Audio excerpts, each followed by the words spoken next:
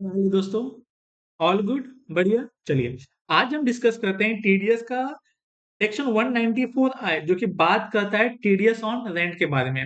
Rent किसका? Rent on plant and machinery, equipments, building, furniture and land. इन पांचों में से अगर हम किस पे भी रेंट पे करते हैं तो सेक्शन 194 आई एप्लीकेबल हो जाएगा। टीडीएस का कोई भी सेक्शन पढ़ने से पहले हमें चार बातें याद होनी चाहिए।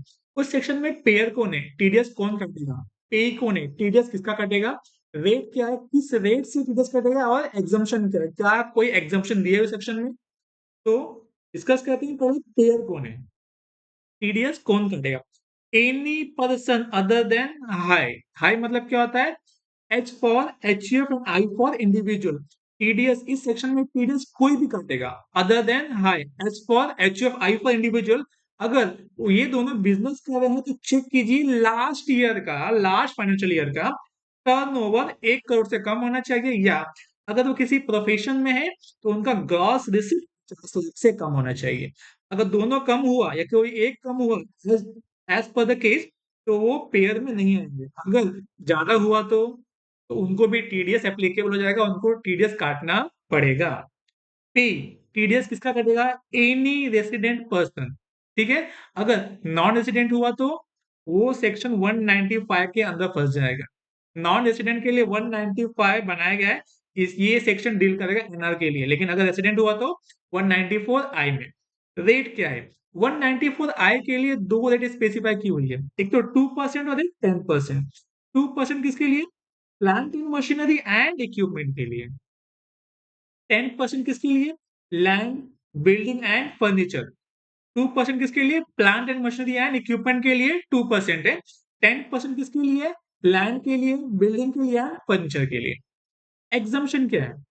No TDS up to 6 lakh per person in a financial year और 50,000 पर मंथ।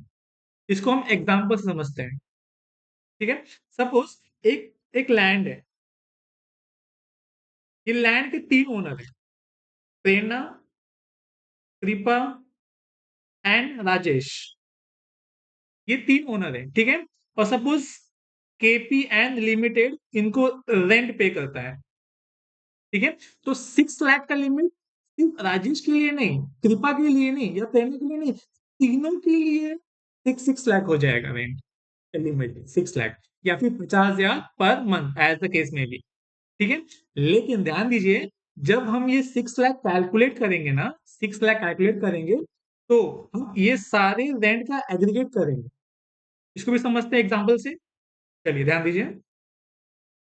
सपोज प्रेरणा ने कृपा को रेंट पे किया, लैंड के ऊपर 10,000, प्लांट एंड मशीनरी के ऊपर 30,000, बिल्डिंग के ऊपर 30,000।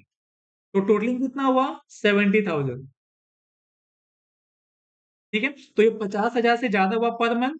तो यहाँ पे टीडीएस 194 आई एप्लीकेबल हो जाएगा। क्यों?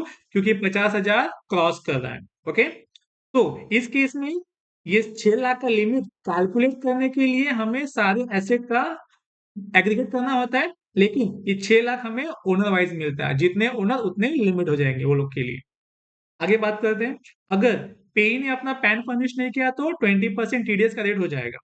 एडिशनल पॉइंट, अगर हमने कोई डिपॉजिट दिया तो चेक कीजिए वो डिपॉजिट रिफंडेबल है कि नॉन रिफंडेबल है। अगर रिफंडेबल हुआ तो नो टीडीएस, क्योंकि पैसा हमें वापस मिलने वाला है।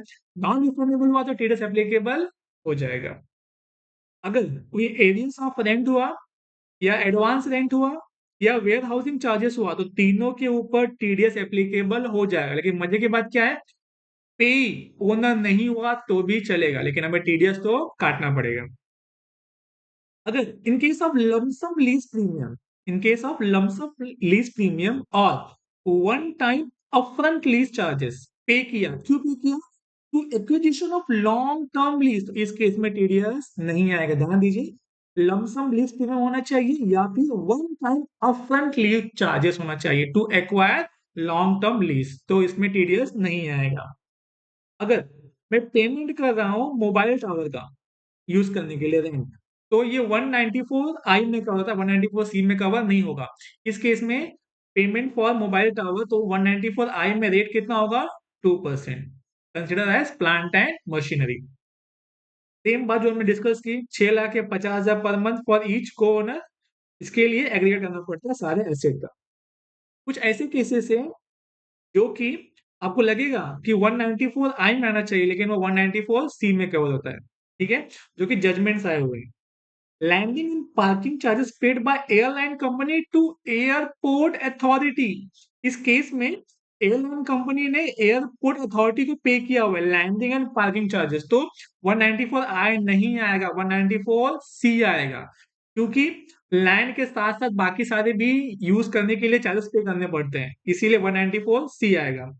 Payment to contractor for hiring vehicle, यहाँ पर भी 194C आएगा। Payment to cooling charges to cold storage owner, तो यहाँ पर भी 194I नहीं, क्या आएगा? 194C आएगा। तीन case, landing and parking charges, payment to contractor for hiring vehicle and payment of cooling charges to cold storage owner. ठीक है, इसी के साथ हमारा 194I कंप्लीट होता है। Thank you.